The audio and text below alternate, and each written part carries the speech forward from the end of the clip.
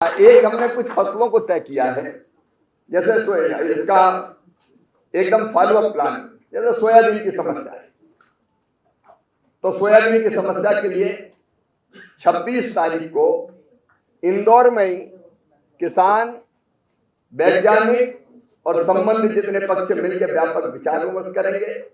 उसके बाद हम काम करने वाले हैं कपास पे, कपास मिशन के लिए।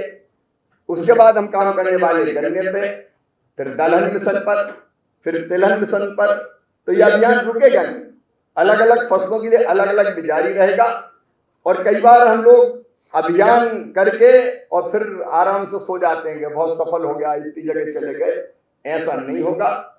24 तारीख को, जून में 24 जून को इसी पूसा संस्थान में हम सारे वैज्ञानिक कुछ यहाँ फिजिकल आएंगे।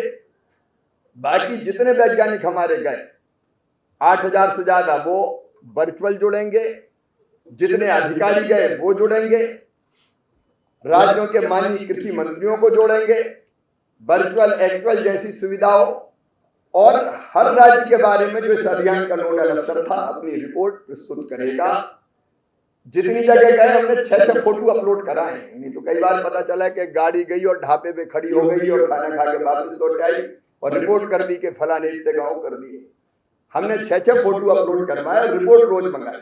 लेकिन समेकित रूप से नोडल अफसर एक उस राज्य की कृषि की स्थिति का प्रस्तुतिकरण यहाँ करेगा और उसके आधार पर राज्यों के साथ मिलकर हम क्या क्या और करना चाहिए वो भी तय करेंगे। शोध और रिसर्च के विषयों पर भी काम करेंगे और बाकी मुद्दों पर भी काम करेंगे। मतलब ऐसा नहीं कि हम फूल के कुप्पा हो जाएं कि इतनी जगह चले गए, बड़ा तीर मार दिया और अब बैठ जाए। हम लगातार काम करते रहेंगे। बहुत बहुत धन्यवाद।